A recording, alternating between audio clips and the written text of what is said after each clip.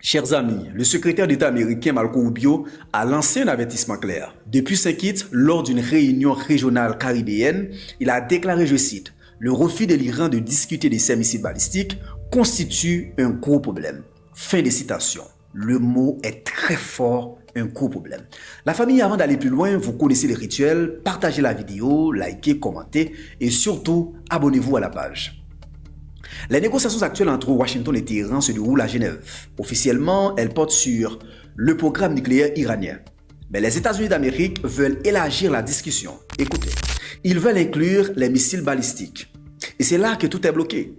Pour Washington, la question est simple. Un missile balistique peut transporter une ogive, aujourd'hui conventionnelle, demain peut-être nucléaire.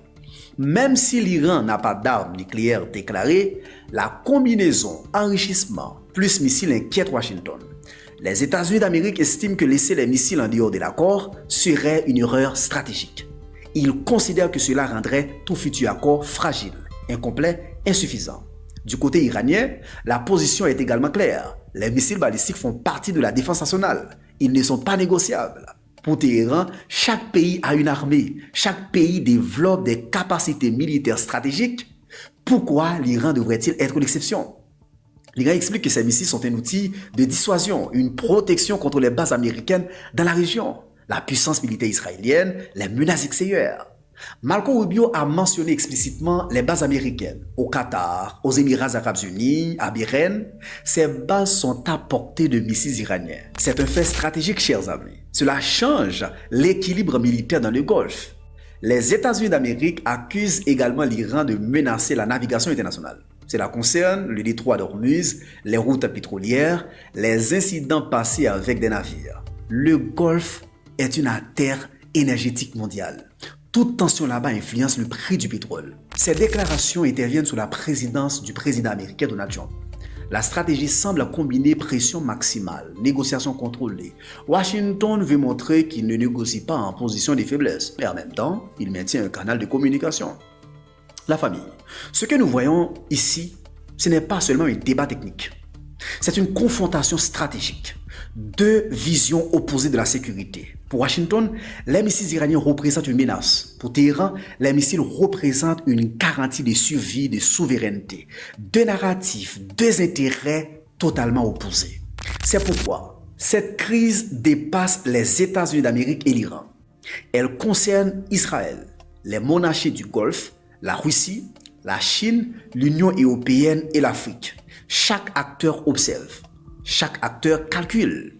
Si les négociations échouent, les sanctions pourraient s'intensifier. La pression économique pourrait augmenter.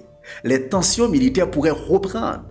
Une escalade militaire, écoutez, dans le Golfe aurait des conséquences immédiates. Hausse du pétrole, inflation mondiale, perturbation des marchés, insécurité énergétique et l'Afrique dans tout ça.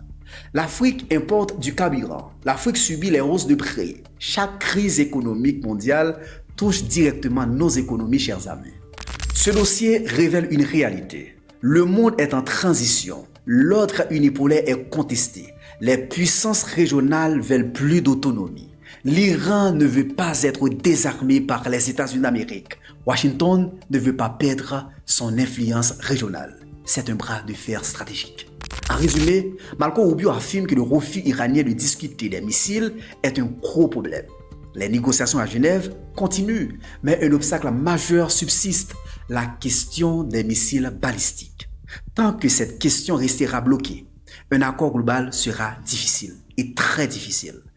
La famille, selon vous, les missiles doivent-ils être inclus dans les négociations ou est-ce un droit souverain non négociable? Dites-le en commentaire. Partagez l'analyse, renforçons ensemble une information stratégique, indépendante et lucide. À très bientôt pour une nouvelle chronique géopolitique avec Wesley. Ciao, ciao.